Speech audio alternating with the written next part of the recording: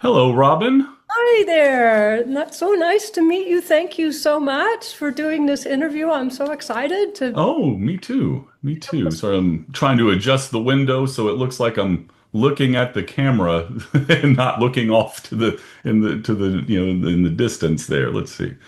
All right, I think that works pretty well. Wonderful. And we've already started the recording, if that's Okay, okay. perfect. Yes, that's Okay. fine. Well, so I'm just gonna jump in. Oh, yeah, please. And let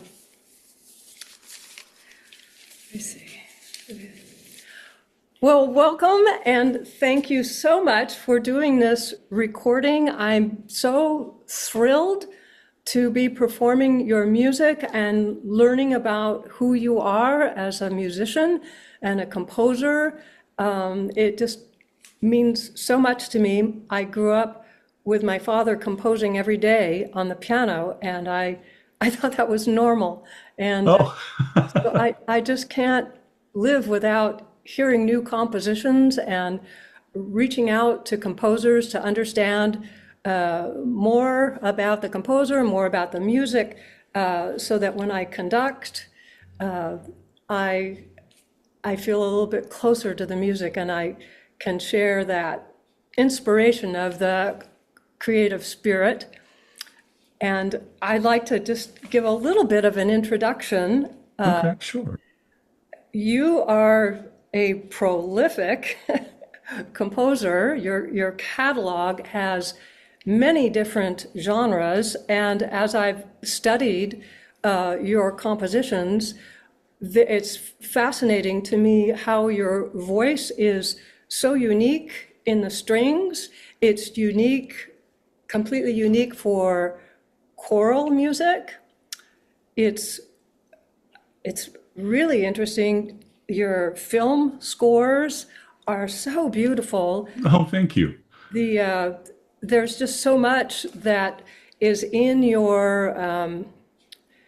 compositions, and so I just look forward to hearing and learning more about your music. And you are presently a professor at Centenary College of Louisiana in theory and composition. Yes, ma'am. And you did a bachelor's degree in Centenary College, a master's degree at Southern Methodist University, and a Doctor of Musical Arts at the Conservatory of Music, University of Missouri, Kansas City.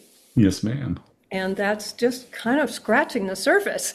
And then there are so many just amazing opportunities that you've had. You've performed in Carnegie Hall, not once, but several times, and you've had your music performed at the White House. Your recordings are very substantial, and it's very exciting. You've been included on PBS documentary, and I will say, I'll just end with, well, I'll end with two things here.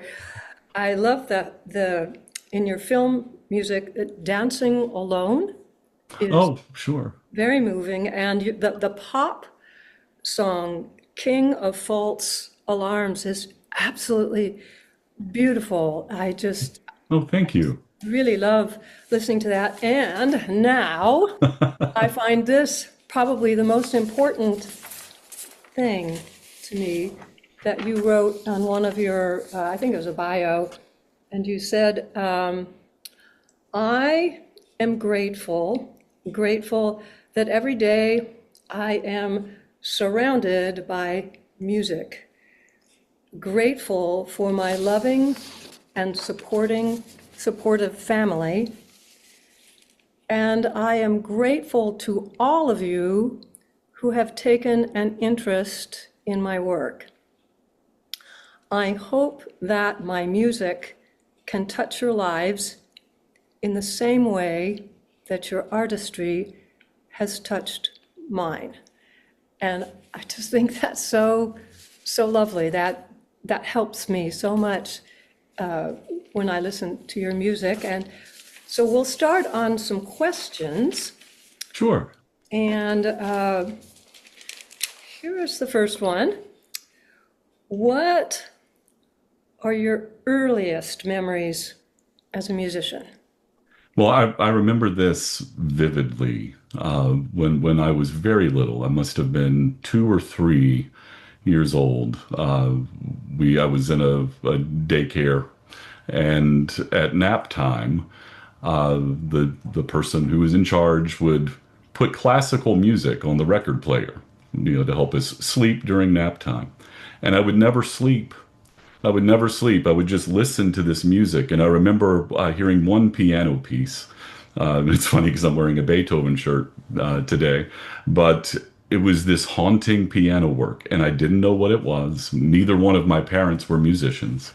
And it wasn't until years later I find out that it's Moonlight Sonata, but from that moment, I was just drawn to music, and I had to go pick out things I heard on the piano. We didn't have much growing up, so getting to study music is a luxury. I mean, it cost money to study music. And so I was self-taught until I went to college, outside of a couple of lessons that I would be able to pick up with people that were sympathetic, would see that maybe I had some talent and just needed some instruction. So there were people along the way that fed me musical knowledge, but I didn't get to really formally study music until I went to college. And oh, sorry. So going back to the earliest musical memories, but that was it for me. It was that moment, in that daycare, that I just felt drawn to music, and that's what I wanted to do with my life. I just knew that at that time. Wow, that's so lovely. Thank you. And what I'll have you talk about what your musical education is, and I guess it started at age 2 and 3. Sure, sure. Well, and again, it goes to, and I think maybe this is why I became a composer. I didn't know how to read music. I was just picking out things by ear on my great grandmother's piano that was in our house that was out of tune, and I would just go pick out things I heard on the radio, or mainly I would come up with my own tunes because I didn't have music to play otherwise. And I think it was from that exploration, not really understanding harmony or melodic contour. It just allowed me to use the piano as a sandbox to learn how music worked on my own. So that when I got to college and started studying music theory, suddenly I was able to put a name with a face. I was like, oh, that's what that is. And it was all of a sudden these connections started being made. And I just fell in love with music theory. And I found out I actually started out as a music therapy major. I was going to be a music therapist. And at one point, I was writing a song for a mock client. And after I performed the piece for the class, the professor said, it's not really accessible for the client. You need to keep the range within a fifth and all of these things. And I said, well, I really like the music though. And she says, well, you should be a composition major. And I said, you can do that? So then that began my path as a composition student, which then led me to Centenary College, where I studied composition with Tom Hundemer, who is still, he's recently retired from the university, but he's still the principal horn player for the Shreveport Symphony Orchestra and a wonderful musician. And then at Southern Methodist University, I studied with Kevin Hanlon and Rob Frank over there. And during that time, 9/11 occurred, and I was asked to write a choral piece. Up until that point, I thought I was going to be an instrumental composer, and I was asked to write a choral piece in response to 9/11. It was right on the heels of that, and the choir later performed that piece, and in the spring, and the conductor of the Turtle Creek Chorale happened to be in the audience. and heard the piece and approached me after the concert and said, "Hey, we ought to do some of your music sometime." So I took him up on that and took him out to lunch. And shortly afterwards, I became their first composer in residence for the Turtle Creek Chorale. And so as I was graduating from Southern Methodist University, I was already a professional composer, getting professional gigs, doing pretty high profile performances. So as I went into doctoral studies, every piece that I was writing while I was studying with Chin Yi and Zhou Long, Zhou Long won the Pulitzer Prize for one of his operas several years ago, and Chin Yi was the Charles Ives Living Composer Award winner. And incredible, both amazing composers. And but while I worked with them, I was working on professional projects while I did my doctoral studies. So that whole education was sort of baptism by fire. I was getting professional performances and using that music to pursue doctoral studies too. So in a sense, I was double dipping, because I was getting credit for music that I was getting paid to write, which was lovely. But the education never stops, though, does it, Robin? I mean, we're always learning. So, so that started a 20-year career with Tim Seelig, as his composer as he hopped choir to choir, finally ending with the San Francisco Gay Men's Chorus.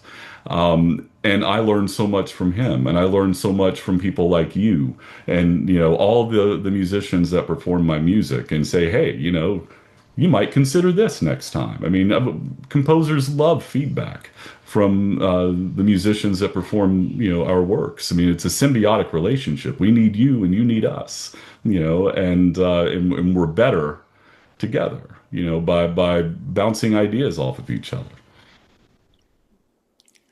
Wow, that was wonderful. And then I love this question.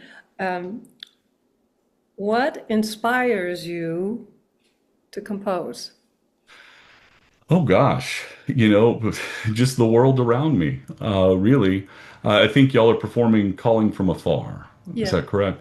That piece is a special one to me because not only did I write the music, I also wrote the lyrics as well. Which I never do. I like to work with Tony Silvestri. I like to work with people who are very good at what they do, other poets are way better at lyrics than I am. But Calling from Afar was probably the first piece in my career that was not a commissioned work. That was a piece for me that I wanted to write because I am a space nerd. I just love, love, love, since I was a kid, everything space and science. And when the James Webb Telescope was announced, I was giddy. I mean, I remember when the Hubble was launched and all these images that we got to see that were amazing. And I knew it was going to just be that times 100 when the Webb, launched. So what inspires me was that great achievement, that we were hopefully going to be able to meet. And that piece, the process of the composition, because it wasn't a commissioned work, I wrote most of it in my head while I was going to bed every night and just let it because I was just inspired. I was so excited and I would just hear the music. So then I would go through and figure out what I was hearing in my head and just keep note of that every night. And I would pick up where I left off the next night until finally I had some time carved out where I could sit and just get it all out onto a score and get it out of my head. And but once I did, it because I was so inspired, it was easy to compose. I normally compose the melody first, and then the harmony, and then I flesh everything out. This was also one of the first pieces where I wrote the lyrics and the music and everything simultaneously. So by the time I hit double bar lines, I was done. Normally that's not the case. I will have figured out the melody, figured out the overall, structure of the piece, and then I sort of fill in the blanks, and it sort of becomes more and more clear, over time. But so this was just a very unique piece for me. It was written in a way I normally don't write. I normally don't write the lyrics, but I was so inspired. I just had to get all of this out, and I'm so glad that the piece has been so successful. I'm proud of this one, because I truly am not a poet. There's a reason why composers should not speak, because we're generally not competent wordsmiths. So anyhow, so what inspires me to compose? People inspire me to compose. My amazing family inspires me to compose. I have written some of my best music for my beautiful wife. Just for friends and the loss of loved ones. I mean, it's all the pain, all the joy. That's what inspires me, when I'm writing, and and trying to really internalize that too.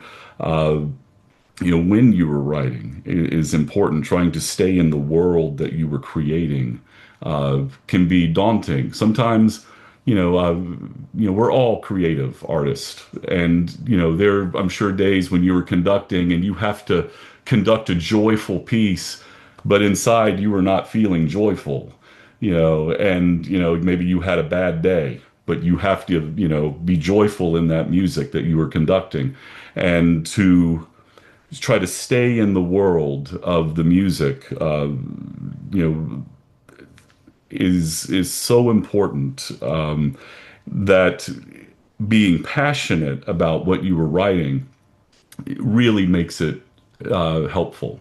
We all have, projects that we have worked on that have not been as exciting as others. But one of the things I try to do when I'm working on projects like that, there was a professor at SMU named Marty Swidell, and I loved what he said when he listened to music. Someone asked him, "What is your favorite piece of music?" And he said, "It's the one I'm currently listening to." Because when you listen to every piece of music with that kind of love, then I think you appreciate it, you get it, you start to understand it more. And I think, when you, even on projects that, like I said, you might not be really excited about, if you treat them with the love and care that you would treat any other piece, the magic still happens. The love is there in the music. The craft is there. But inspiration comes from so many different places. I mean, it truly does. I'm currently, contemplating, we're about to work on it, doing a symphonic ballet that integrates martial arts kata, where martial artists will be doing kata on stage with the symphony scoring all the movement with the punches and kicks and all this stuff, so a big spectacle. Well, that's going to be a lot of fun. A lot of passion will go into that, so all of this inspiration, is just from the world around me, the people, the places, the things. So. Oh, that is so helpful and wonderful. And I love what you said about going into the world. And I've referred to pieces going, whether I'm singing it, I'm a classical singer as well, but going into the world of the piece. I guess that's really the basis of why I'm reaching out to composers and to you, so that I can feel that and explore that world of communication. Thank you. That was really learned a lot from Well, that. thank you.